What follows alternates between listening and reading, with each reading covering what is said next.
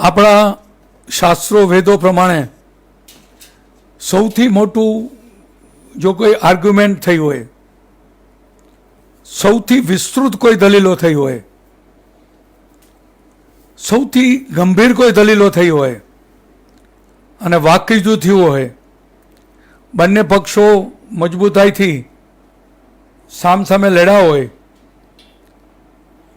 એવી ઘટના એટલે શંકરાચાર્યજી અને મંડન મિશ્રનો શાસ્ત્રાર્થ. દ્વૈત અને અદ્વૈત એ બે વિચારધારા વચ્ચે કઈ વિચારધારા સાચી એની વિશેની એક ન્યાયિક ચર્ચા, જેને ડિબેટ આપણે કહીએ છીએ કે લીગલ ડિબેટ, જેમાં શાસ્ત્રો આવી જાય, શાસ્ત્રોની વિગતો આવી જાય, શાસ્ત્રોની વાતો આવી જાય, જીવન દર્શન આવી જાય, આવી જબરદસ્ત ડિબેટ આર્ગ્યુમેન્ટ એક પક્ષે શંકરાચાર્યજી જે અદ્વૈતવાદના પુરસ્કર્તા હતા અને મંડન મિશ્ર જે દ્વૈતવાદના પુરસ્કર્તા હતા, એમની બંને વચ્ચે થયેલી.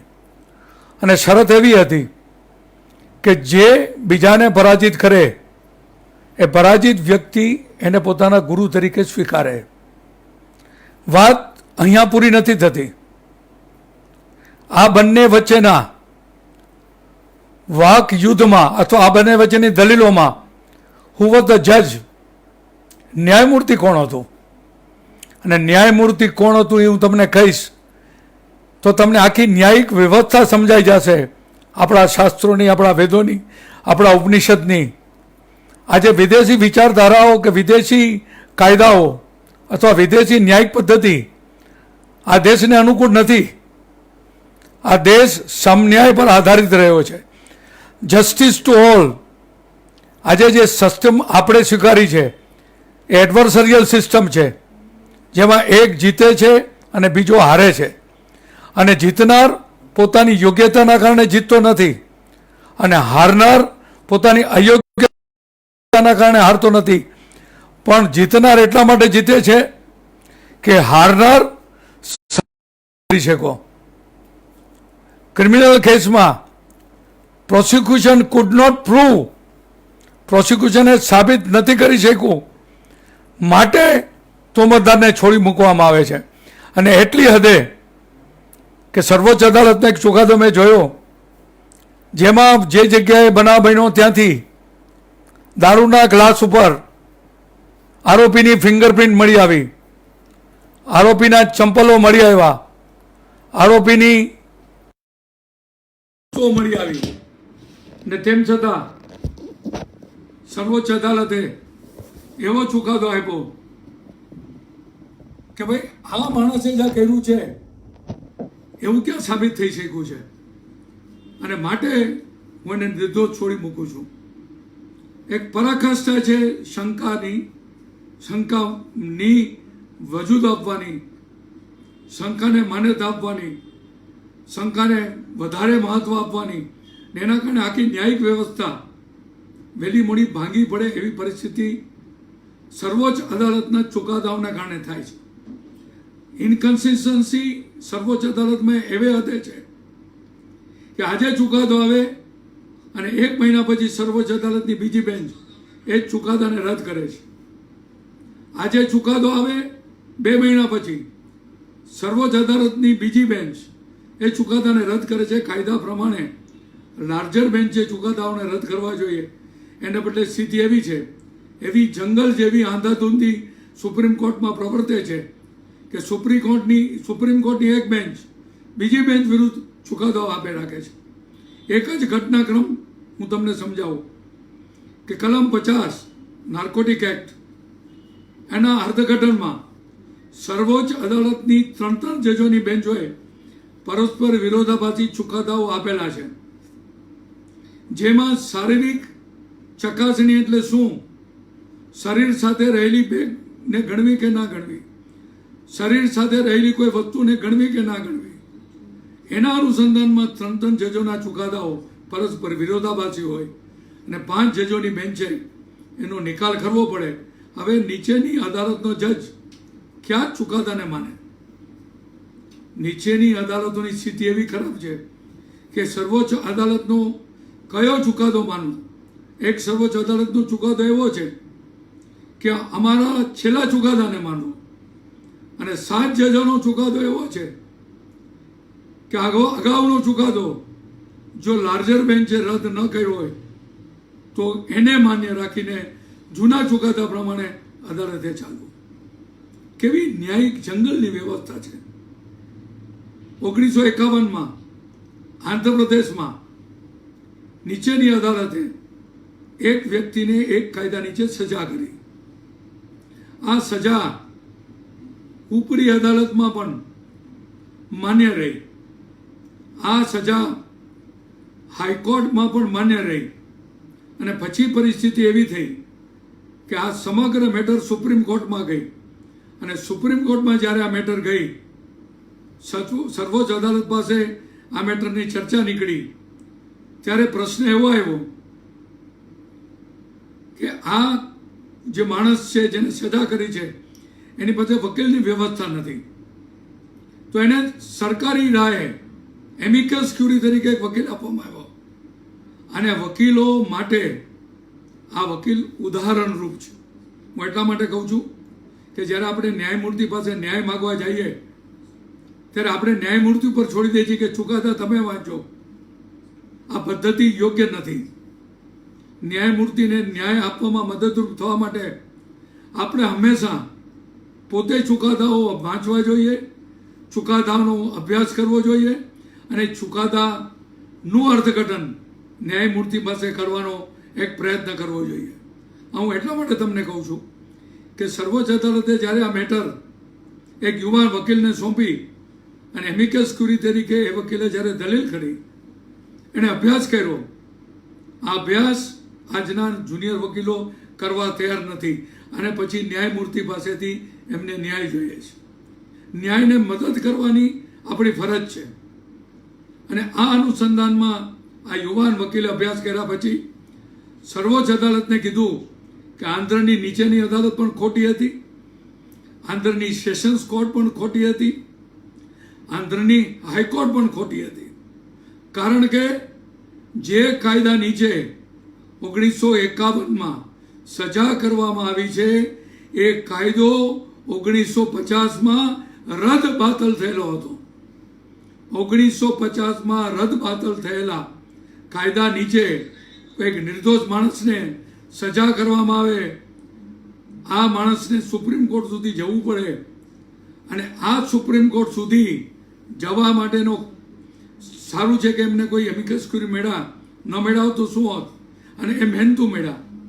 તો પ્રશ્ન એ થાય છે કે આંધ્રની નીચેની અદાલતમાં જ્યારે આ કેસ ચાલ્યો ત્યારે વકીલો શું કરતા હતા. ન્યાયમૂર્તિની વાત તો પછી કરીએ. સેશન્સ કોર્ટમાં કેસ ગયો ત્યારે તો મોટા વકીલો હશે, સજા થઈ હતી એટલે, તો એ વકીલો શું કાયદાનો અભ્યાસ કરતા હતા. છોડો સેશન્સ કોર્ટ, હાઈકોર્ટમાં જ્યારે મેટર ગઈ અને હાઈકોર્ટમાં જ્યારે આની દલીલો થઈ ત્યારે હાઈકોર્ટમાં તો બહુ મોટા વકીલો કહેવાય છે, જે પોતાને ભગવાન માને છે, જેવું માને છે કે જગતમાં જ્યારે બુદ્ધિનું વિતરણ થયું ત્યારે હાઈકોર્ટના વકીલોને જ આપવામાં આવી છે. નીચેના તો વકીલોને કંઈ સમજ જ નથી. કારણ કે હાઈકોર્ટના વકીલો એટલા હોશિયાર છે કે જે કેસમાં સજા કાયમ રહે એમાં નીચેના વકીલને ડોબો કહે, અને જે કેસમાં સજા રદ થાય એમાં પોતે હોશિયાર છે એવું કહે. અનુભવની વાત. ક્યારે પણ હાઈકોર્ટના વકીલે નીચેના વકીલને બિરદાવ્યા હોય કે એના કારણે તમે છૂટા જવું કીધું હોય એવું હજી સુધી મારી ધ્યાનમાં નથી. પણ આપ જવા દઈએ, આપણે હાઈકોર્ટના વકીલે પણ કાયદો જોયો નહીં. સર્વોચ્ચ અદાલતમાં જ્યારે મેટર ગઈ, સર્વોચ્ચ અદાલતે આખી મેટરનો અભ્યાસ શરૂ કર્યો ત્યારે પહેલો સવાલ તો સર્વોચ્ચ અદાલતનો એ હતો કે when there is a concurrent judgment, 3 કોર્ટોનું એક સરખું ચુકાદો છે તો અમારે શા માટે એમાં ફેરફાર કરવો જોઈએ.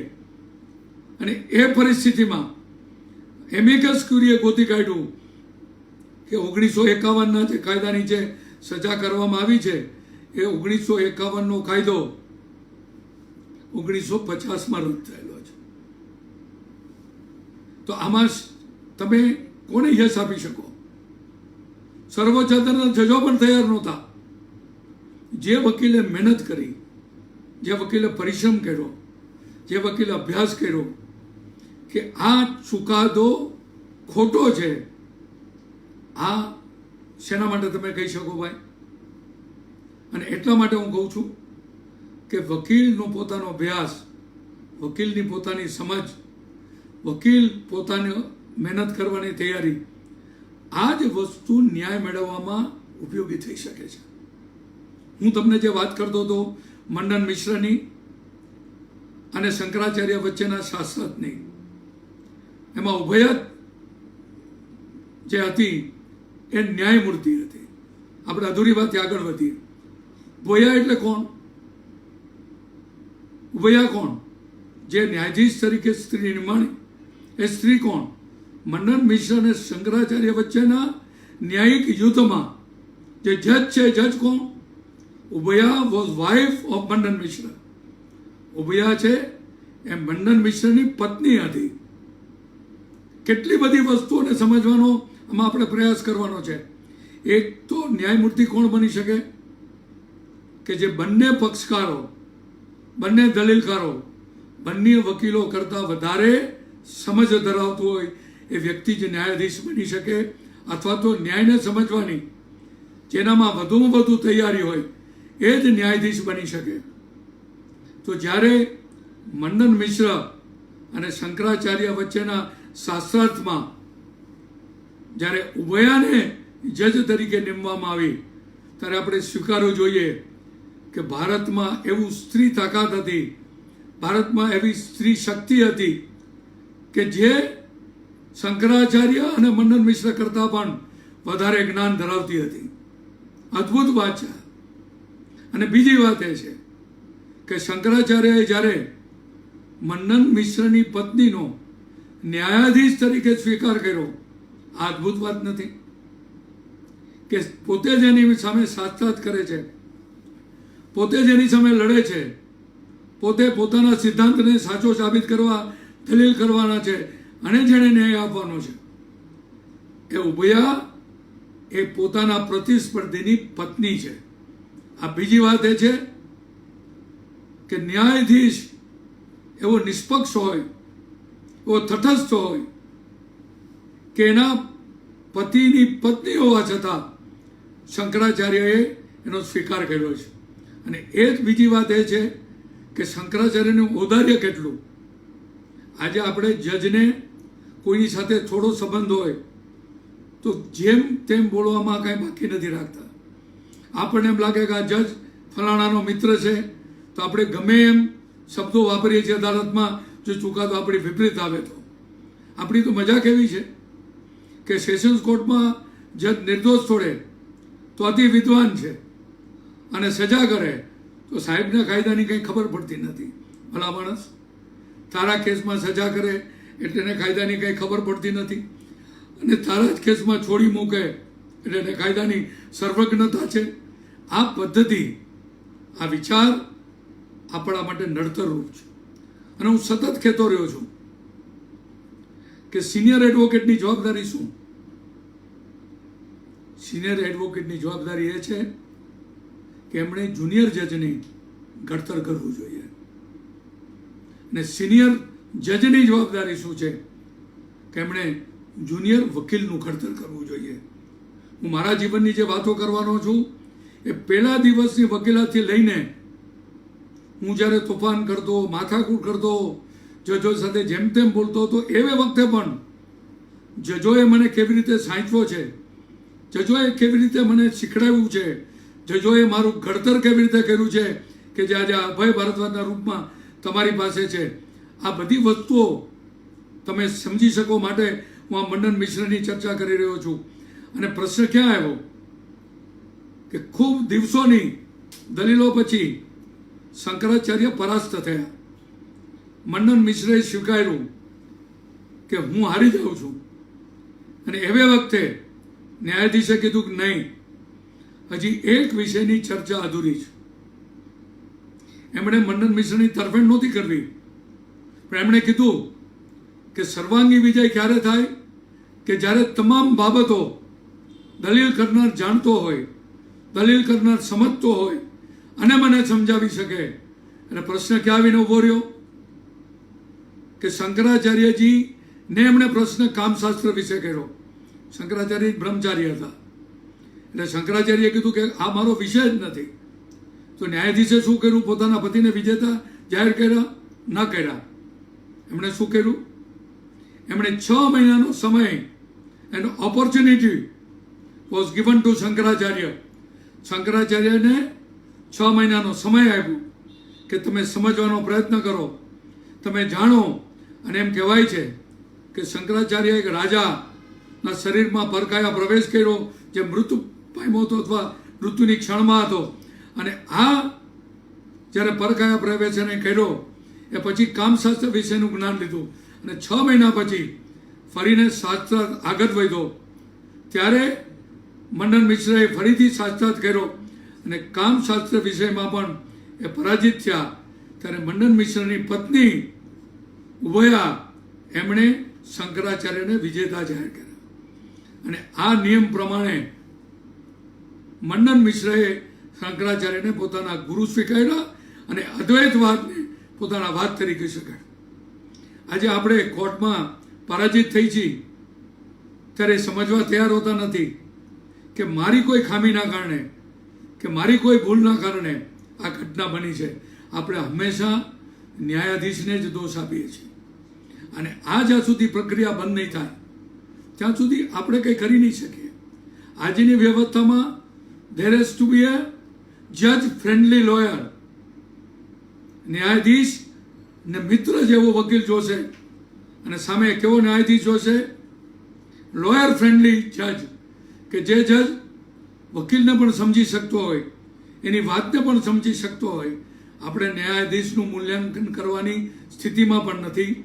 ન્યાયાધીશ આપણી જેમ માનવી છે, હાથ ચામડાનો એક માનવી છે. એના બાળકોને એડમિશનનો પ્રશ્ન હોય છે, એના બાળકોને એડમિશનની બાબતમાં આગળ વધવાનો પ્રશ્ન હોય છે, એને પણ 2 છેડા ભેગા કરવાનો પ્રશ્ન હોય છે. એને ઘરે પત્ની હોય છે અને સ્ત્રી જો જજ હોય તેને ઘરે પતિ હોય છે અને ન હોય તો કોઈ નથી હોતું, એનો પણ એક પ્રશ્ન હોય છે. આ તમામ પરિસ્થિતિઓમાંથી ન્યાયમૂર્તિઓ પસાર થતા હોય છે. એ માનવીય છે. ઘરમાં કોઈ માંદું છે, ઘરમાં કોઈ બીમાર છે, ઘરમાં કોઈને તકલીફ છે. આ પરિસ્થિતિમાંથી ન્યાયાધીશ જ્યારે કોર્ટમાં આવે ત્યારે એને સાચવવાની જવાબદારી કોની? અને એક વકીલ, બધા જ ન્યાયાધીશોને હું વિનંતી કરું કે વકીલાત આજે એવો વ્યવસાય નથી કે જેમાં દરેક વકીલને યોગ્ય પ્રતિભાવ મળે છે અથવા દરેક વકીલને તેનો યોગ્ય શેર મળે છે. આખી વકીલાત મોનોપોલાઇઝ થઈ ગયેલી છે. ચોક્કસ વકીલોના હાથમાં આખી ક્રિમિનલ, સિવિલ તમામ વકીલાતો નિશ્ચિત વકીલોના હાથમાં ચાલી ગઈ છે. ને એવે સમયે જે નવા વકીલો છે, જે ગરીબ વકીલો છે, જે માંડ કરીને ભણીને આગળ આવેલા વકીલો છે, આ વકીલોની વ્યથા પણ ન્યાયમૂર્તિએ સમજવી પડશે. એવું બની શકે કે તમારી પાસે આવેલો વકીલ એને આગલા દિવસે યોગ્ય ભોજન પણ ન મળ્યું હોઈ શકે એવી પરિસ્થિતિ છે. વકીલોએ આપઘાત કર્યાના કિસ્સાઓ આખા હિન્દુસ્તાનમાં વધી રહ્યા છે. અને એનો અર્થ એ થયો છે કે આપણે સમજવાનો પ્રયત્ન કરવો પડશે કે વકીલાત જેને આપણે ઉમદા વ્યવસાય કહી છીએ એ ચોક્કસ લોકોના હાથમાં કોન્સન્ટ્રેટ થયાથી વકીલોને એનો યોગ્ય શેર મળતો નથી. 5 રૂપિયામાં હાઈકોર્ટની બહાર એફિડેવિટ કરી દે મુંબઈની, એવી પરિસ્થિતિ વકીલોની છે. તો ન્યાયમૂર્તિએ પણ આ કરુણા જે નવા વકીલો આવ્યા છે એના પ્રત્યે બતાવવી પડશે. મૂળભૂત રીતે હું આજકાલ જોઈ રહ્યો છું કે અદાલતમાં આપણે કોઈ ફેશન પરેડ નથી, કે અદાલતમાં આપણે કોઈને આપણા સૌંદર્યનું ભાન કરાવવાનું નથી. ન્યાયમૂર્તિ કોઈ ફેશન પરેડનો જજ નથી. ખાસ તો દીકરીઓને મારી વિનંતી છે કે તમે જ્યારે હમણાં જ સુપ્રીમ કોર્ટે જે કીધું કે સફેદ સલવાર કમીઝ, સફેદ શર્ટ આ કાયમ માટેનો આપણો પહેરવેશ હોવો જોઈએ. આપણે જીન્સ પહેરીને અદાલતોમાં જઈએ તો ન્યાયમૂર્તિની પણ માનસિકતા બગડે છે. બગડે છે એટલા માટે નહીં, બગડે છે એટલે કે એને ઇનડિસિપ્લિન લાગે છે અને ઇનડિસિપ્લિનના કારણે ન્યાયમૂર્તિઓ વિચલિત થતા હોય છે. કારણ કે જ્યારે આપણે ન્યાયમૂર્તિ સામે જઈએ ત્યારે ગમે એવા કપડાં પહેરીને જઈએ, હાઈકોર્ટે નક્કી કરેલા કપડાં પહેરીને પણ ન જઈએ, અને પછી ન્યાયમૂર્તિ આપણને કંઈ કહે તો આપણને ગમતું નથી. હું દીકરીઓને, બહેનોને વિનંતી કરું છું કે whenever you go to the court, તો સલવાર કમીઝ અને સાડી એ શ્રેષ્ઠ પરિધાન છે. અને છોકરાઓને, યંગસ્ટરને પણ કહું છું કે સફેદ શર્ટ શુડ બી એસેન્શિયલ. આ મને એટલા માટે સમજાણું કે હું આજે પણ વિદ્યાર્થી છું. હમણાં એક ઘટના બની હતી, હું જજનું નામ નહીં આપું કારણ કે જજ અત્યારે કરંટ જજ છે, પણ કેટલી બધી ઔદાર્યથી, કેટલી બધી સમજથી મારા જેવા સિનિયર વકીલને એમણે કેવી રીતે સમજાવ્યા, અદ્ભુત છે. એમણે સરકારી વકીલને બોલાવ્યા. સરકારી વકીલને એમણે કીધું કે આપ અભયભાઈને જો કહી શકો તો સારું, મને મારી કોર્ટમાં કોઈ બંધ કલરના કોટ નીચે પણ સફેદ શર્ટ પહેરાવીને આવે એ ગમતું નથી. આટલું ખાલી તમે એમને કહેજો. અને બીજે દિવસથી હવે હું કોઈ પણ કોર્ટમાં જાઉં તો બંધ કોલરનો કોટ પહેરો હોય તો પણ હું હંમેશા સફેદ શર્ટ પહેરતો થઈ ગયો છું. આ ન્યાયમૂર્તિને હું ગુરુ માનું. એટલી સાલુકાઈથી, સરળતાથી, મને અપમાનજનક ન લાગે એ રીતે આ વાત કરી. આ ન્યાયમૂર્તિની એક પદ્ધતિ છે કે સામેના માણસને ખરાબ ન લાગે, સામેના માણસને મનમાં દુઃખ ન થાય, સામેના માણસને એવું ન લાગે કે એનું અપમાન થયું છે, અને એમ છતાં પોતાનો મેસેજ જાય, પોતાની સમજ જાય. આવું પ્રયત્ન થાય જ છે. હું આપને એટલા માટે કહું છું કે કોઈ સવાલો આપણે પૂછતા હોઈએ વકીલો, ત્યારે જજ આપણને રોકતા હોય છે, અને આપણે માની છીએ કે જજ આપણા દુશ્મન છે. આપણે માની છીએ કે જજ પોતાનું ડાપણ કરે છે, જજ મને સમજતા નથી. ને કાં આપણે એવું માની છીએ કે હું જજ કરતાં વધારે બુદ્ધિશાળી છું, જજને કાયદાની શું સમજ પડે. પણ ઘણા કિસ્સાઓમાં મારા સહિતના હું જ્યારે ચર્ચા કરી ત્યારે તમને સમજાશે કે ન્યાયમૂર્તિ તમને એટલા માટે અટકાવતા હોય છે કે તમે એવો સવાલ પૂછો છો કે તમારો અસીલ અંદર જાય. આ તમારો અસીલ અંદર ન જાય એના માટે રોકવા માટે ન્યાયમૂર્તિ પ્રયત્નશીલ હોય છે, કારણ કે ન્યાયમૂર્તિને સામે બેઠેલી વ્યક્તિ તરીકે એ સમજાય છે કે તમારા પ્રશ્નનો અર્થ શું થશે. અને ત્યારે તમે ન્યાયમૂર્તિને કહો કે સાહેબ તમને કાયદામાં ખબર નથી પડતી, તમને સમજ પડતી નથી, તમે કાયદો શું સમજો. અને પછી થાય છે એ કે ન્યાયમૂર્તિ જે કાયદા સમજાય હોય છે અને અસીલ, તમારા અસીલને સજા થાય છે, તમારા અસીલને જેલમાં જવું પડે છે, અને બીજું કંઈ નથી, સેશન્સ કોર્ટમાં જન્મઠીક થાય છે. અને પછી આપણે જજને કહી કે જજ કાયદો સમજતા નથી. એવું બની શકે.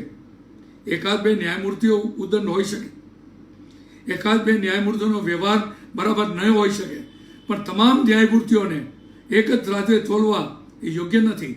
ક્યારેક જજ તમને જ્યારે અટકાવતા હોય છે ત્યારે જજે તમને સમજાવવાનો પ્રયત્ન કરે છે કે તમારી વાત ફરીથી પુનઃ વિચાર કરો, અને એના અનુસંધાનમાં જજ તમને પ્રશિક્ષણ આપે છે. જો સિનિયર જજ હોય તો તમને સમજાવવાનો પ્રયત્ન કરે છે કે રહેવા દો, તમને નુકસાન થાય છે. ને એવે સમયે હું તમને બે ઘટના કહી શકીશ, બનેલી ઘટનાઓ છે. એક કોર્ટમાં, સેશન્સ કોર્ટમાં કેસ ચાલુ હતો, બાળ સાક્ષી હતો. બાળ સાક્ષીને કા સરકારી વકીલ ગરબડવાળા હતા. એમણે કેસ એવો હતો કે બાળ સાક્ષી ઘરમાંથી બહાર નીકળ્યા અને એમણે બનાવ જોયો. સરકારી વકીલે બાળ સાક્ષીને ઘરની બહાર કાઢ્યા જ નહીં અને ઘરની અંદર રાખ્યા. બચાવ પક્ષના વકીલ સાહેબે એવો પ્રશ્ન પૂછ્યો કે પછી તમે બહાર આવ્યા. એ વખતે સેશન જજ સાહેબે કીધું કે મિસ્ટર સો એન્ડ સો, આ રહેવા દો, આ મરવાનો ધંધો છે. અને ત્યારે આપણા વકીલ સાહેબે કીધું કે સાહેબ તમને કાયદામાં શું ખબર પડે, કારણ કે પાછળ બેઠેલા અસીલોને રાજી કરવાના હતા, એમને ખુશ કરવાના હતા. એટલે એમણે જ્યારે આવી વાત કરી, ન્યાયમૂર્તિ ચૂપ થઈ ગયા અને અંતે કેસમાં આજીવન સજા થઈ. એક બીજા કેસની વાત છે. ન્યાયમૂર્તિ રોકવાનો પ્રયત્ન કરતા જ હોય છે, ઘણીવાર કમ્પેન્સેનેટ હોય છે. પ્રશ્ન એવો આવ્યો કે અંધારામાં ઓળખ કેવી રીતે થઈ. સરકારી વકીલે ફરીવાર ગરબડ કરીને ઓળખ પ્રસ્થાપિત કરી જ નહોતી, તોમતદારને બતાવ્યા જ નહોતા, તોમતદારને ઓળખાવ્યા જ નહોતા, જે કોઈ પણ સેશન્સ કેસ માટે અતિ ફેટલ છે. વકીલ સાહેબે પોતાની વિદ્વત્તા બતાવવા, ન્યાયમૂર્તિના ના પાડવા છતાં, ન્યાયમૂર્તિના કહેવા છતાં કે રહેવા દો, આ પ્રશ્ન યોગ્ય નથી. એમણે પૂછ્યું કે તમે અંધારું હતું? તો કે અંધારું હતું. તો અંધારું હતું ત્યાં અટકી ગયા હો તો ચાલત. એમણે કીધું અંધારામાં તમને કેવી રીતે ખબર પડી કે આ લોકોએ કર્યું છે? અરે ઓલાએ કીધું નથી, ઓલો બોલ્યો નથી, હાથે કરીને શું કરવું અંદર જાઓ છો? જે ઊભા થઈ ગયા કે ભાઈ રહેવા દો.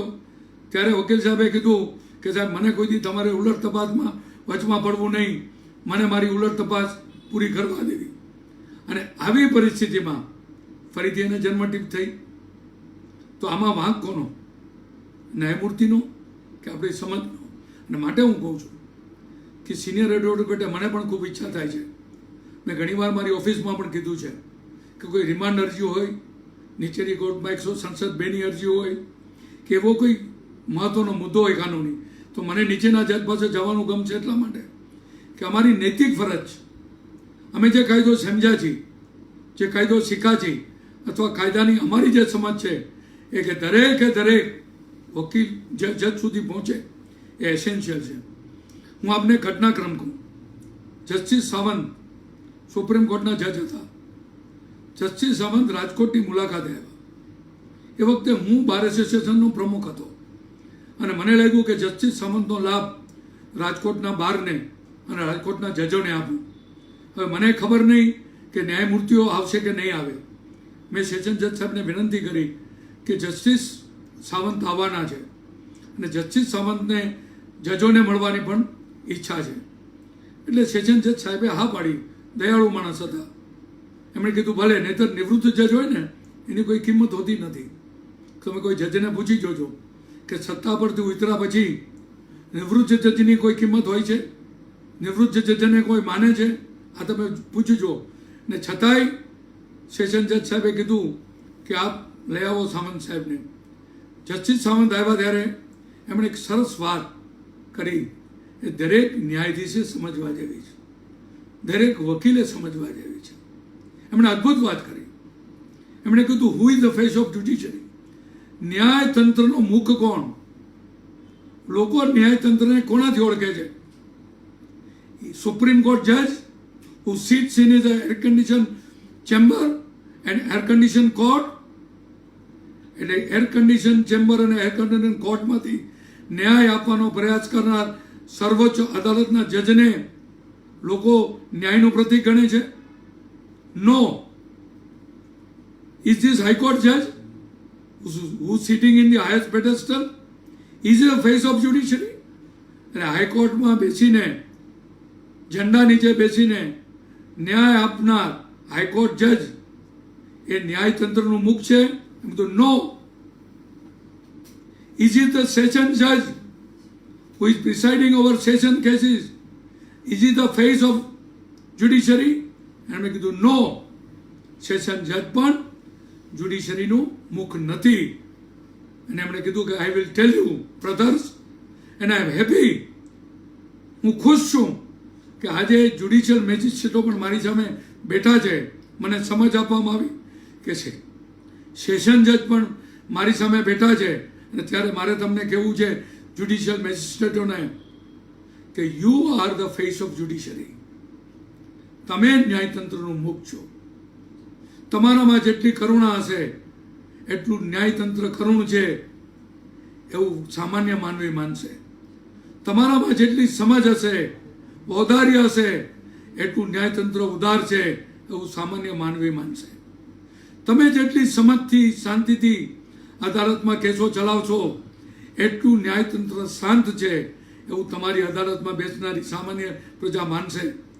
કારણ કે સામાન્ય પ્રજા તમારા સાથે ટક્કરમાં આવે છે. સામાન્ય પ્રજા તમને જુએ છે. અને માટે એમણે કીધું કે હિન્દુસ્તાનની કમનસીબી છે કે સૌથી વધારે શક્તિ જેની પાસે છે, સૌથી વધારે સમજ જેની પાસે છે, અને સૌથી વધારે સત્તા જેને આપવી જોઈએ એ ન્યાયમૂર્તિઓને અવગણવામાં આવે છે. એમના પગારોને અણગમવામાં આવે છે અને એમની શક્તિને પણ અવગણવામાં આવે છે. અને આ વખતે એમણે કીધું હતું કે હું તમામ જ્યુડિશિયલ મેજિસ્ટ્રેટ ફર્સ્ટ ક્લાસને વિનંતી કરું છું કે તમે અમારો મુખ છો. ન્યાય કેવો હોય, ન્યાય કેવો હોઈ શકે, ન્યાય કેવો હોવો જોઈએ એ લોકો તમને જોઈને નક્કી કરે છે. અને માટે નીચેની અદાલતમાં તમારી પાસે ભરણ પોષણ માટેની કોઈ દીકરીઓ આવે તો એને અલગ બેસાડવાની વ્યવસ્થા કરજો. ભરણ પોષણ માટેની દીકરીઓ આવે એવી વખતે કોઈ કેસો તમારી પાસે ન ચાલે એવી વ્યવસ્થા કરજો.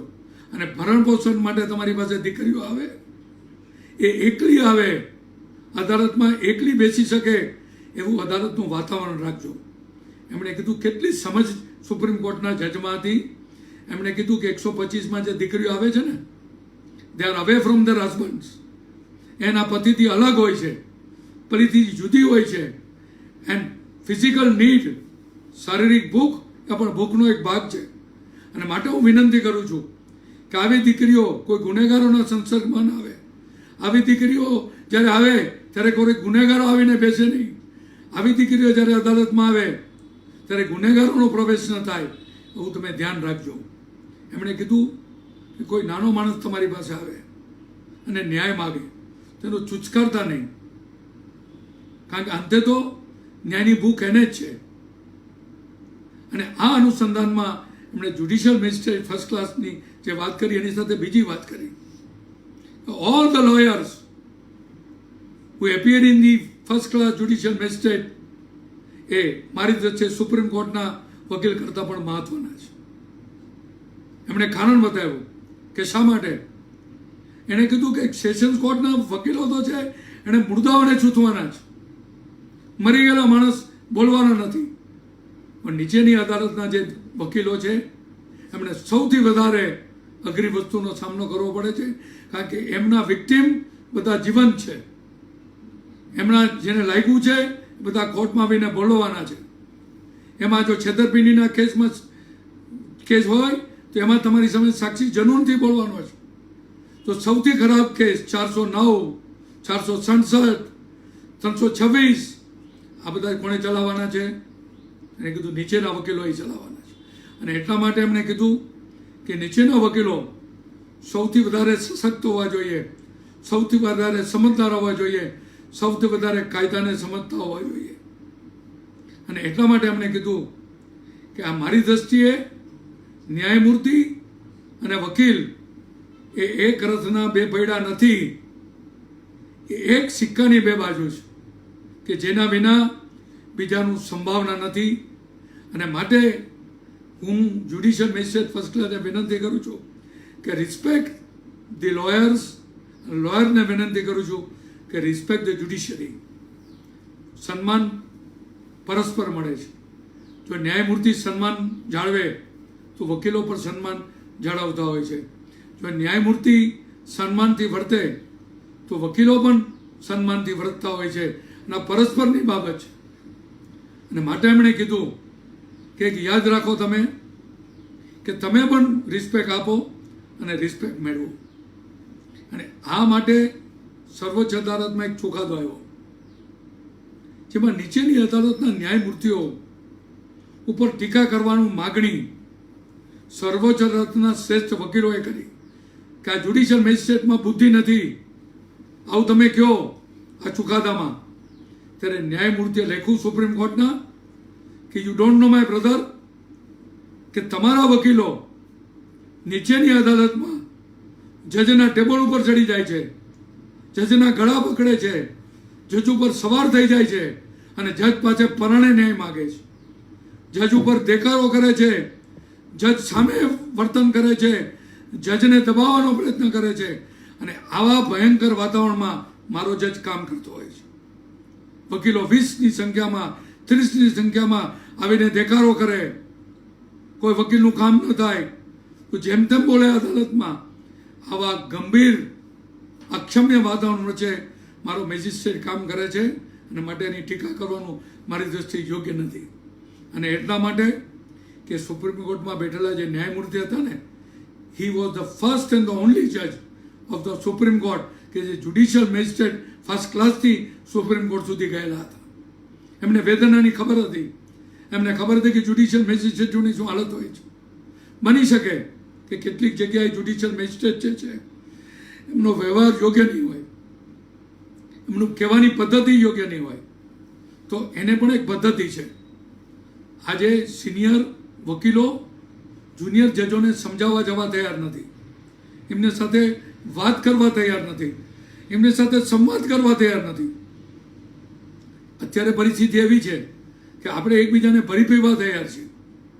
વકીલ જ્યારે અદાલતમાં જાય ત્યારે મારે ન્યાયમૂર્તિને બતાવી દેવું છે, આવી એની માન્યતા હોય છે. અને ન્યાયમૂર્તિ જ્યારે જજના પેડેસ્ટલ પર બેસે ત્યારે આ વકીલને તો મારે બતાવી જ દેવું છે, આવી માન્યતાના આધારે આવે છે.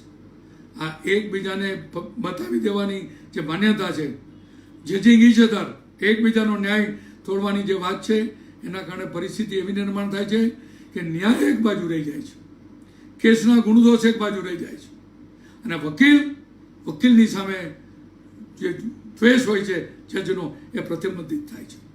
હમણાંની જ ઘટના તમને કહું, તાજેતરમાં ગુજરાત હાઈકોર્ટે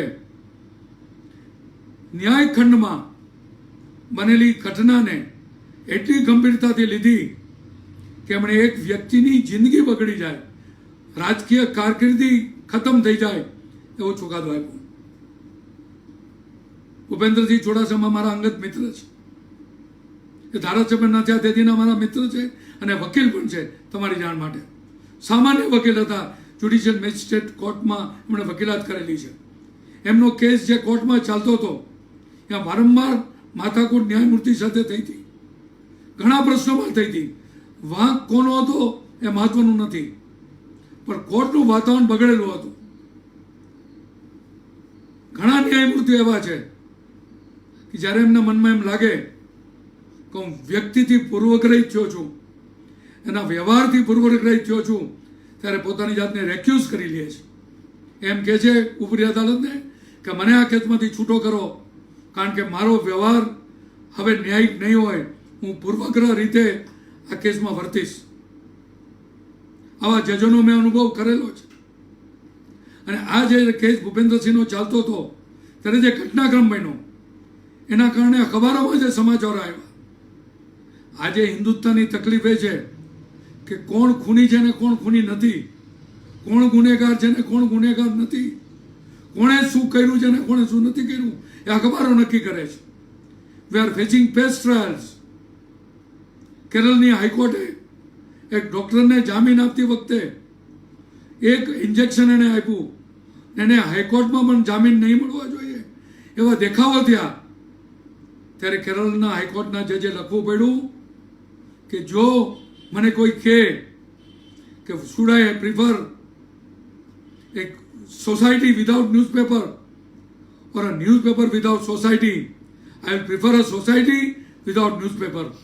એને કીધું હિન્દુસ્તાનમાં આવી જ ઘટના દિલ્હી હાઈકોર્ટમાં બની.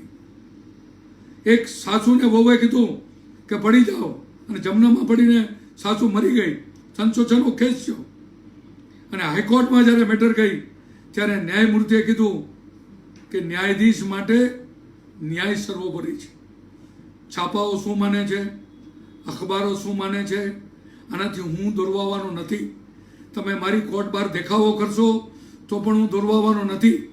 તમે ન્યાયિક સ્ત્રી સ્વતંત્રતાની વાત કરશો તો પણ હું દોરવાનો નથી.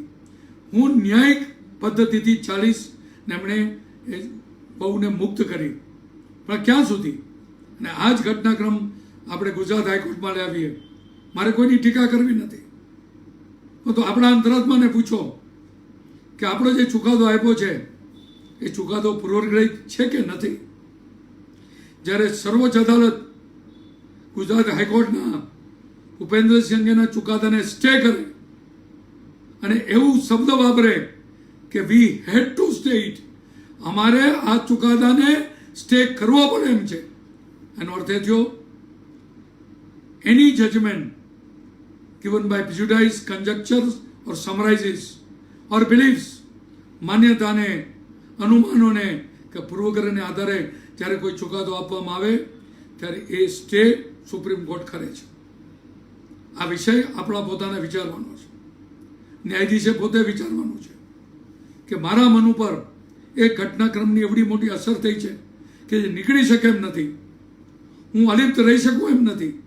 ત્યારે શ્રેષ્ઠ રસ્તો એ છે કે એ વસ્તુમાંથી ન્યાયમૂર્તિએ નીકળી જવું જોઈએ, બહાર નીકળી જવું જોઈએ. હું મારી ઘટનાક્રમને તમને વાત કરું. પછી તો એ જજ હાઈકોર્ટના ન્યાયમૂર્તિ બન્યા. હું જસ્ટિસ H.H. મહેતાની વાત કરું છું. એમની અદાલતમાં હું એપિયર થતો હતો જ્યારે રાજકોટમાં આસિસ્ટન્ટ જજ હતા. એક 307નો હું કેસ ચલાવતો હતો. 307માં તો માણસ બોલવાનો છે અને ડિફેન્સ માટે સૌથી અઘરો કેસ છે. બહાર કેમ નીકળવું એ પ્રશ્ન છે. હું ને જજ બાજી પડ્યા, કેટલા વખત સુધી બાજી પડ્યા. દરેક મુદ્દા ઉપર મારો ઝઘડો થાય મહેતા સાહેબ સાથે, કારણ કે સાક્ષી બોલે જ અને બોલે તો એને ખોટો પડવો અઘરો પડે. 307માં આ ઝઘડો લાંબો ચાલ્યો. એક તબક્કો એવો આવ્યો કે મેં મહેતા સાહેબને કીધું કે મને તમારામાં વિશ્વાસ નથી. ત્યારે H.H. મહેતા સાહેબે મને કીધું, હી વોઝ એન આસિસ્ટન્ટ જજ. એણે કીધું, મિસ્ટર ભારદ્વાજ, તમને વિશ્વાસ ન હોય તો અદાલત બદલાવો, મને વાંધો નથી. અને એ વખતે જસ્ટિસ S.D. દવે એ અમારા સેશન જજ હતા. મારે એમની પાસે જવાનું થયું. મેં તો સાહેબ આ જગ્યાએ મને ન્યાય મળે એમ નથી. સાહેબ હસવા માંડ્યા. એમણે કીધું, જસ્ટિસ શ્રી H.H. મહેતાથી સારો જજ ભારદ્વાજ તમને મળશે નહીં. હું તમારી મેટર ટ્રાન્સફર કરવાનો નથી. અને 307નો કાચ નીચે આવ્યો. હવે વિચાર કરો, રોજ જજ સાથે હું ઝઘડતો હોઉં, રોજ જજ સાથે બાજતો હોઉં, એ મેટર પાછી ફરીથી ત્યાં ચલાવવાની આવે, મારી સ્થિતિ શું થાય? અને છતાં હિંમતથી મેં ચલાવ્યા પછી પૂરી થયા પછી જજમેન્ટ આપવાનું હતું. 6 મહિના સુધી H.H. મહેતા સાહેબે ચુકાદો ના આપ્યો. મને વિચાર થાય કે ન્યાયમૂર્તિના મનમાં શું ચાલે છે, શા માટે ચુકાદો આપતા નથી. અને પછી 6 મહિના પછી એમણે ચુકાદો આપ્યો. એમણે મારા આરોપીને શંકાનો લાભ આપ્યો. મારે આંખમાં જળજળી આવી ગયા. મેં કીધું, આવો ન્યાયમૂર્તિ મેં મારી જિંદગીમાં નથી જોયો, કે આખી જિંદગી આખો સમય એની સાથે બાંધ્યો અને છતાં પણ એણે મને મારા કેસમાં બેનિફિટ ઓફ ડાઉટ આપ્યો. અને પછી મેં ન્યાયમૂર્તિને પૂછ્યું કે સાહેબ, તમારે જો છોડી મૂકો તો 6 મહિના સુધી આ લટકતી તલવાર મારી પર શા માટે રાખી? ત્યારે એમણે જે વાત કરીને એ દરેક ન્યાયાધીશે સાંભળવા જેવી છે, એ દરેક ન્યાયાધીશે સમજવા જેવી છે અને દરેક વકીલે સમજવા જેવી છે. ન્યાયમૂર્તિને સમજવા માટે એમણે કીધું કે ભારદ્વાજ, હું જેવો ચુકાદો લખવા બેસું ને એટલે તારું મોઢું દેખાતું હતું, તું મારી સાથે ઝઘડતો હોય દેખાતો હતો. અને જ્યારે ચુકાદો લખવા હું બેઠો ને તારું મોઢું દેખાતું બંધ થયું, તું ઝઘડતો દેખાતું બંધ થયું, તું મારી સાથે લડતો હતો એ દેખાતું મને બંધ થયું ને, ત્યારે જ મેં ચુકાદો લખવાનું શરૂ કર્યું છે. આ જસ્ટિસ H.H. મહેતા પૂર્વગ્રહથી પર થઈને ન્યાયમૂર્તિ કેવી રીતે વર્તી શકે એનું એક જીવંત ઉદાહરણ મેં તમારી પાસે આપ્યું. એક જજ મિસ્ટર M.A. મહેમાન અમારા જજ હતા. એમની પાસે બાલાશ્રમની મેટર ચાલે, બાલાશ્રમમાં દત્તક આપવાની, અને આખા સમાજના શ્રેષ્ઠીઓ આવીને આ બાળક હિન્દુમાંથી ખ્રિસ્તી થઈ જશે, આ બાળક માંસાહારી થઈ જશે, આ બાળકનું નામ બદલી જશે, અને માટે સાહેબ તમે એને દત્તક નહીં આપો, આવો દેખાડો આવીને કોર્ટમાં કરતા હતા. ન્યાયમૂર્તિ શાંતિથી સાંભળતા રહેતા હતા. અને એવે તબક્કે એક પ્રયત્ન એવો પણ થયો કે ન્યાયમૂર્તિ મહેમાનને કહેવામાં આવ્યું કે મહેમાન સાહેબ, ઇસ્લામ દત્તક વિધિની ના પાડે છે, તમારો ધર્મ ના પાડે છે કે દત્તક ના આપી શકાય, તો અમને એવું લાગે છે કે તમે અમને ન્યાય આપી શકશો. સાહેબ, તમને એમણે શું ચુકાદો આપ્યો એ ખબર છે? સુપ્રીમ કોર્ટ સુધી એ ચુકાદો કાયમ રહ્યો છે.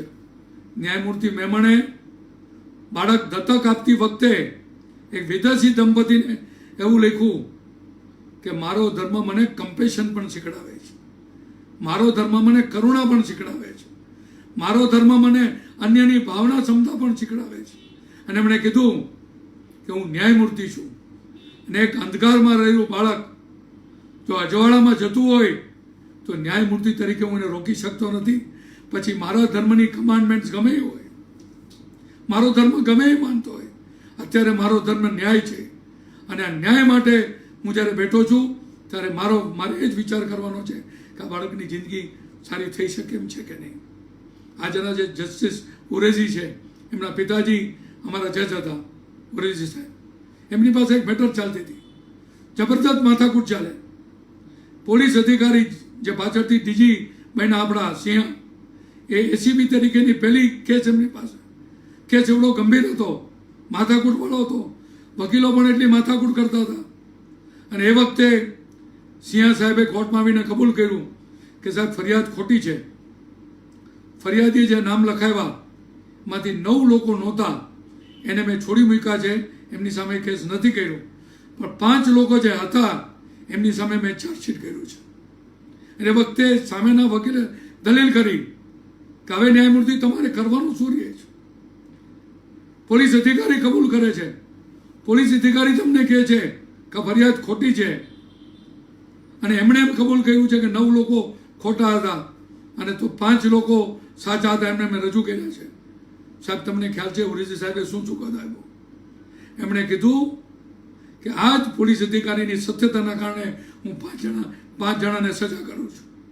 જ્યારે એક પોલીસ અધિકારી મારી પાસે આવીને કબૂલ કરે, એ મને એમ કહે કે સાહેબ મેં ન્યાયિક બુદ્ધિ વાપરીને જે 9 લોકો નહોતા એને જવા દીધા, અને મેં જે 6 લોકો હતા, 5 લોકો હતા એને જ રાખ્યા છે, ત્યારે એને સાચો માનીને સજા ન કરવી એ ન્યાયનું અપમાન ગણાશે. એમણે કીધું ન્યાય સિદ્ધાંત એવું કહે છે કે ફરિયાદી ખોટો છે, ન્યાય ક્યારેય ખોટો હોઈ શકે નહીં.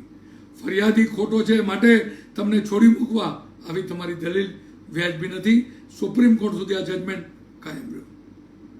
અને જજ કેવો હોય?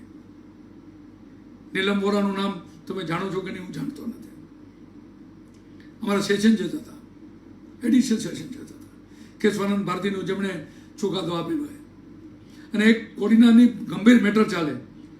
આજે દિનુબોગા સોલંકી જે છે, એમના લોકોએ એક હત્યા કરેલી, એક નહીં 3 હત્યાઓ કરેલી, અને બહુ મોટા બચાવ પક્ષમાં વકીલ હતા. સામે સરકારી વકીલ નવી પેઢીના ડીજીપી, અને જબરદસ્ત લડાઈ ચાલે.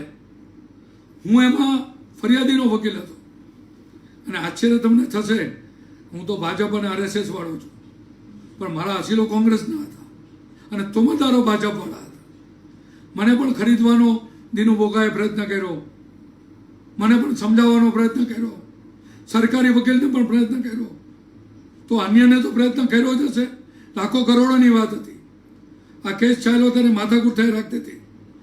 બહુ જ સંયમથી, બહુ જ શાંતિથી નીલમ વોરા સાહેબે સાવ બધે જ વકીલોને કાબૂમાં રાખીને કે આપની વાત સાવ સાચી છે ભાઈ.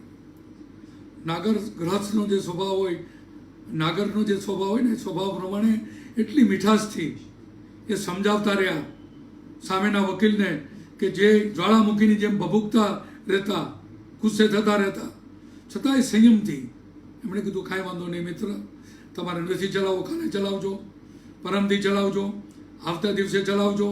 અને એ પછી એમણે આખો કેસ પૂરો કર્યા પછી 5 જણાને, જેમાં ડીડી ખોટું ઠેરવી શક્યું હતું બચાવ પક્ષ, જેમાં પોલીસ તપાસ ખોટી ઠેરવી શક્યું હતું, એમાં ન્યાયિક મોરાલિટી ઉપર 5 જણાને એમણે સજા કરેલી.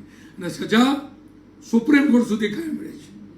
પણ એમાં મારી વાત સજાની નથી, એક ન્યાયમૂર્તિના ધૈર્યની છે, એક ન્યાયમૂર્તિની સમજની છે કે હું જો જ્વાળામુખીની સામે જ્વાળામુખી થઈશ તો આ કેસ પૂરો નહીં કરી શકું. અતિ સંયમથી બધાનું સન્માન જળવાય એ રીતે જતું કરીને એમણે આવી રીતે કેસ પૂરો કરેલો છે. મારા પોતાના જીવનની વાત કરું, એક ન્યાયમૂર્તિ સાથે એટલો બધો મોટો ઝઘડો થઈ ગયો, ઝઘડો થઈ એટલે તું તેમ અમે થઈ ગયો. એવી સ્થિતિ હતી કે મારામારી થઈ જાય. એ વખતે અચાનક ન્યાયમૂર્તિ કીધું આઈ એમ રિટાયરિંગ, હું આવું છું 15 મિનિટ પછી. અને હું પણ બહાર 15 મિનિટ ગયો. ન્યાયમૂર્તિ 15 મિનિટ પછી આવ્યા. હું 15 મિનિટ પછી કોર્ટમાં આવ્યો અને લડવાની માનસિકતા સાથે જ આવેલો કે હવે આજે તો જે થાય. ન્યાયમૂર્તિ 5 મિનિટ સુધી કાંઈ બોલ્યા નહીં, સંપૂર્ણપણે મૌન રહ્યા. 5 મિનિટ પછી એમણે કીધું ભારદ્વાજ, શાંતિ કેવી અદ્ભુત લાગે છે. ને એમણે જે કીધું કે કેવી અદ્ભુત લાગે છે શાંતિ, એની I could not speak anything. 1 મિનિટમાં આખો પ્રશ્ન પતી ગયો. આ ન્યાયમૂર્તિની સમજની વાત છે.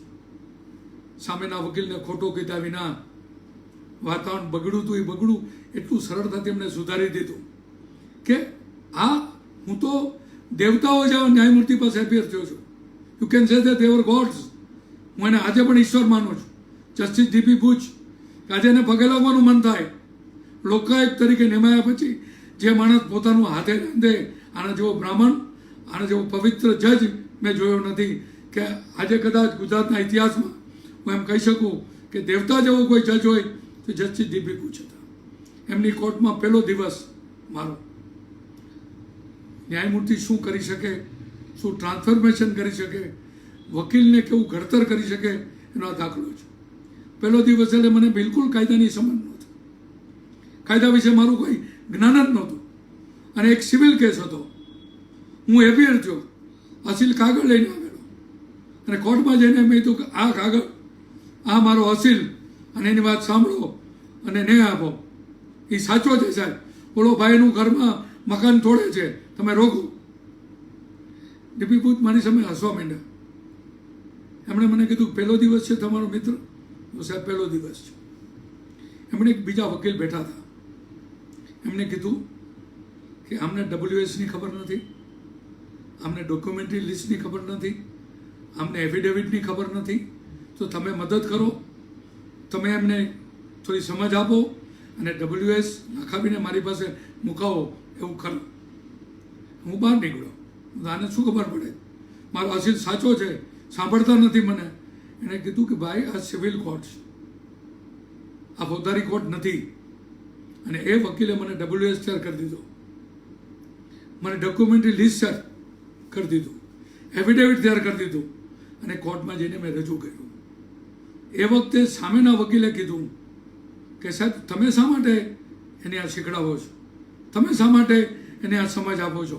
એણે જ્યારે એમ કીધું કે દલીલ કરી દેવી છે તો તમારે વધારે WS છે, વધારે વળાય, તમારે તો સાંભળી લેવા જોતા હતા, શા માટે તમે નિકાલ ના કર્યો.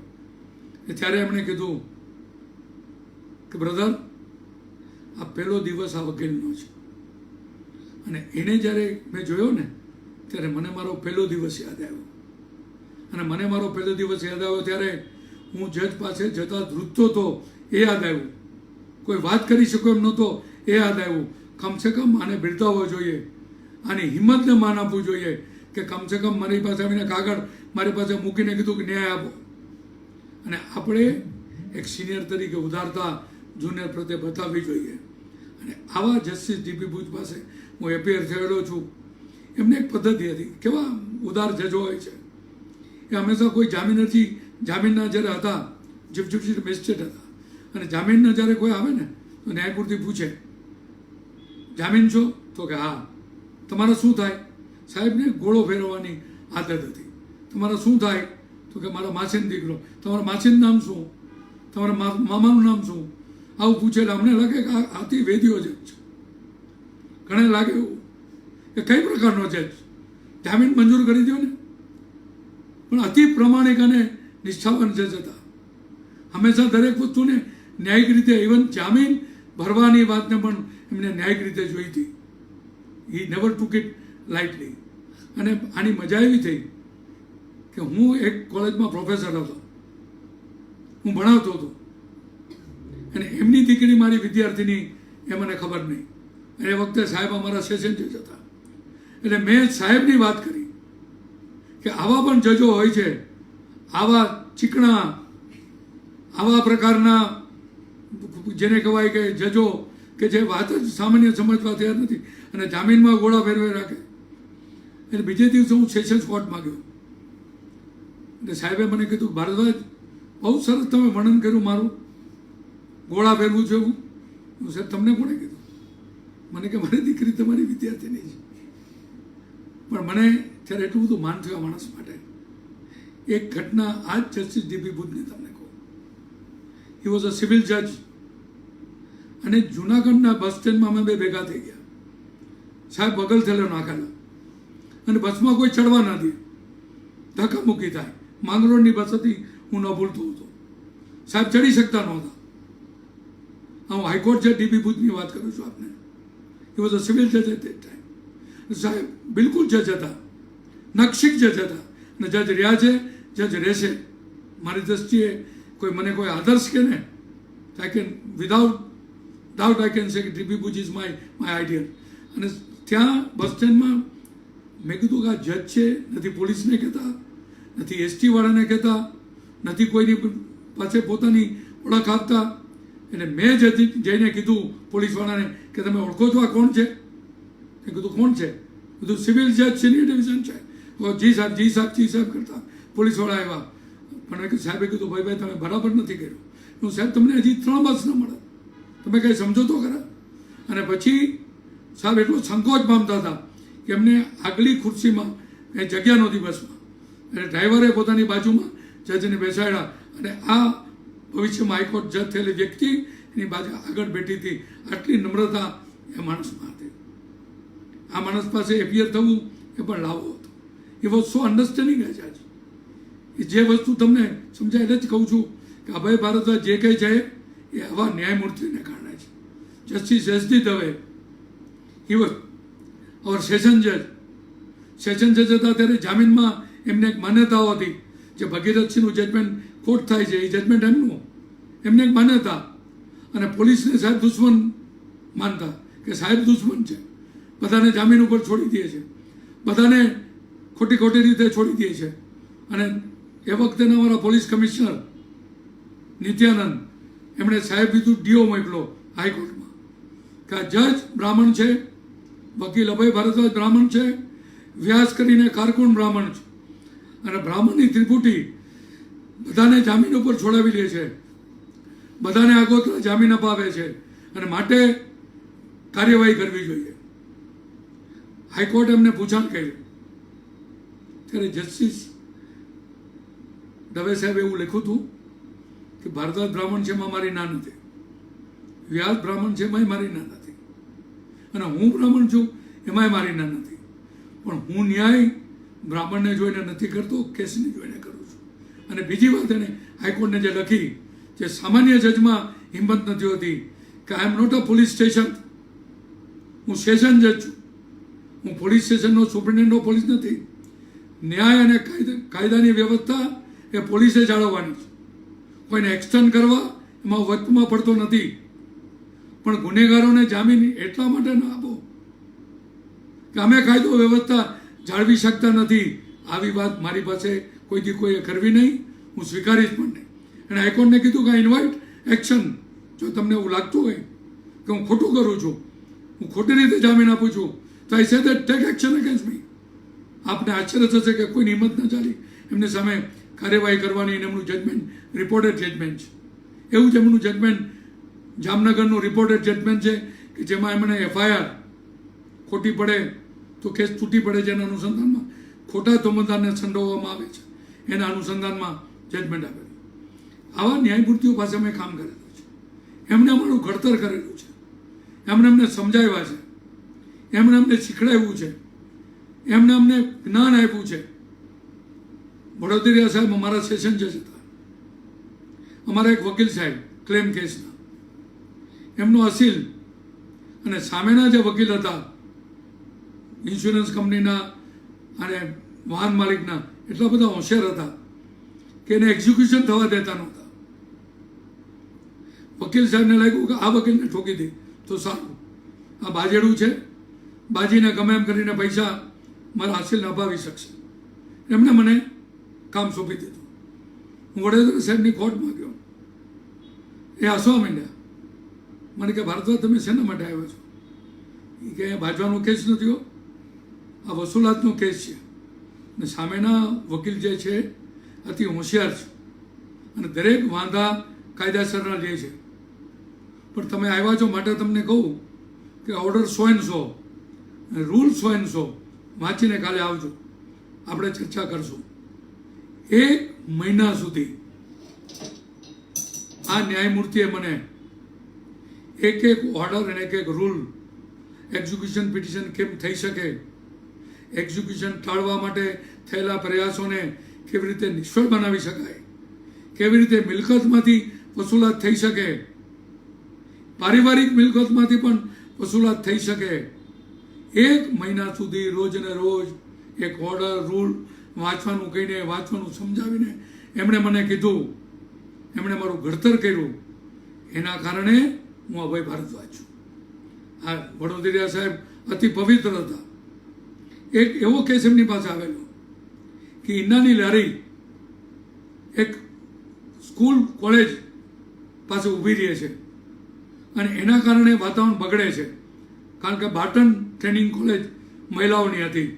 એ ઈંડાની લારી ઊભી રહેવાના કારણે વાતાવરણ બગડે છે.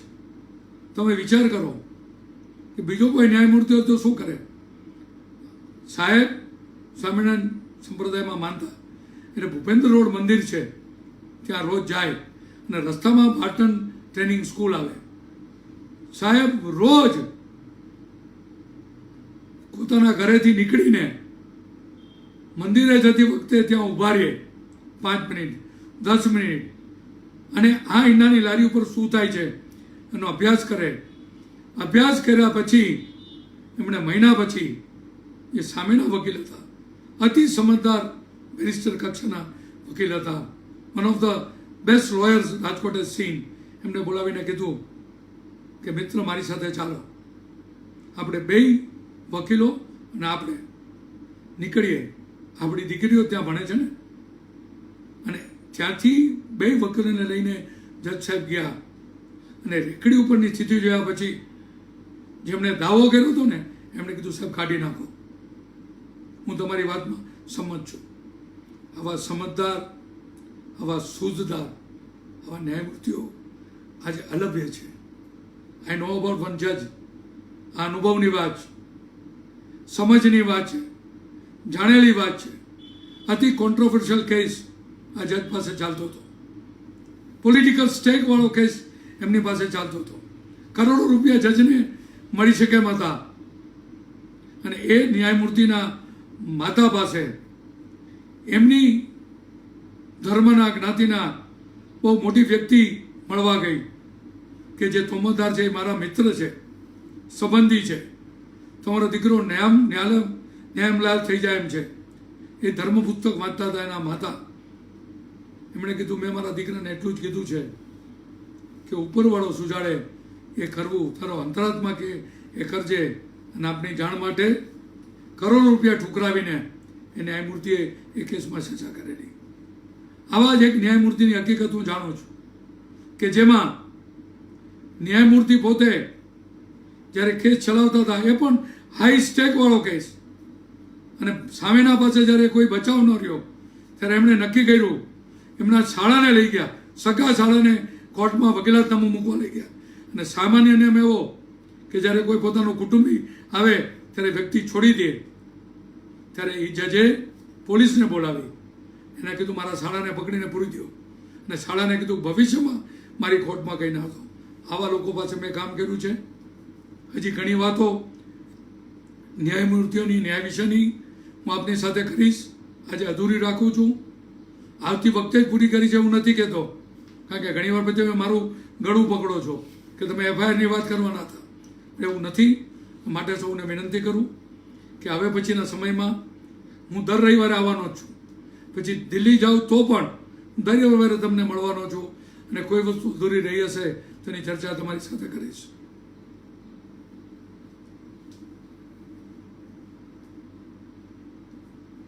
એક બહુ સરસ પ્રશ્ન મને કોઈ પૂછ્યો છે.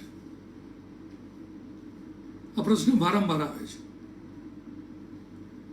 અને મારો જે અનુભવ છે વ્યક્તિગત એવો છે કે આપણે ત્યાં એક વ્યવસ્થા હતી. કોઈ પણ વ્યક્તિ જ્યુડિશિયલ મેજિસ્ટ્રેટ થાય એ પહેલાંનું ઘડતર જરૂરી છે. સીધે સીધા જ્યુડિશિયલ મેજિસ્ટ્રેટ થાય છે એની સામે મને વાંધો નથી. તો પ્રશ્ન એ છે કે સીધી રીતે આવેલા જે જજો છે એનું ઘડતર નથી થતું. સામાન્ય વકીલો સાથે કેમ વ્યવહાર કરવો એની સમજ એમને આપવામાં આવતી નથી. એમનું ઘડતર નથી થતું, એના કારણે તકલીફ શું છે. અને એ પ્રશ્નનું નિરાકરણ એ છે કે જ્યુડિશિયલ એકેડમીમાં જ્યારે આવા વકીલો હોય કે જે સીધા જજ થાય છે, એમનું ઘડતર માત્ર જજો કરે યોગ્ય નથી. મને બોલાવો એમ નથી કહેતો, પણ ગુજરાતના જે ઓરિજિનલ લોયર્સ, મૂળ વકીલાત કરતા વકીલો છે, જેમાં તમને લાગે કે ઉંમરલાયક વકીલો છે, યોગ્ય વકીલો છે, એમને બોલાવી શકો છો અને એમના પાસેથી એમના અનુભવો આ ન્યાયમૂર્તિઓને તમે આપી શકો છો. આજે તકલીફ એ છે કે જ્યુડિશિયલ એકેડમીમાં જજને મનાઈ હુકમ કેમ ન આપવો એ શીખડાવવામાં આવે છે, જામીન કેમ ન આપવા એ શીખડાવવામાં આવે છે, સજા કેમ કરવી એ શીખડાવવામાં આવે છે. આ બહુ જ ખોટી પદ્ધતિમાં આપણે જઈ રહ્યા છીએ. નીચેના ન્યાયમૂર્તિઓ પર વિશ્વાસ મૂકતા શીખો, એમને ન્યાય કરવા દો. મનાઈ હુકમ આપતા હોય તો આપવા દો, જામીન આપતા હોય તો આપવા દો, છોડી મૂકતા હોય તો છોડી મૂકવા દો. પણ તમે બધું જ તમારી પાસે લઈને બેસો કે હાઈકોર્ટમાં આવશે તો કરશું. આના કારણે સ્થિતિ એવી થાય છે કે અમારા નીચેના વકીલો છે ને એવું કહે છે કે હાઈકોર્ટના કોઈ જજો ના પુત્રો હાઈકોર્ટમાં પ્રેક્ટિસ કરે છે, એને કમાવી દેવા માટે હાઈકોર્ટ જજો જામીન ના આપો, મનાઈ હુકમ ના આપો અને સજા કરો એવું કહે છે. આમાં એ ખોટા છે કે સાચા છે એમાં હું નથી ઉતરતો, પણ આવી વસ્તુઓથી દૂર રહેવું જોઈએ. અને જો ન્યાયાધીશનું સાચું ઘડતર કરવું હોય, એને ન્યાયતંત્રમાં ખુરશી પર બેસાડતા પહેલાં સાચા ન્યાયની સમજ આપવી હોય તો જે લોકો ઓરિજિનલ ફિલ્ડમાં છે એમને પણ સાથે બોલાવીને એમની સાથે વસ્તુ સમજવી જોઈએ, એવું મારું માનવું છે.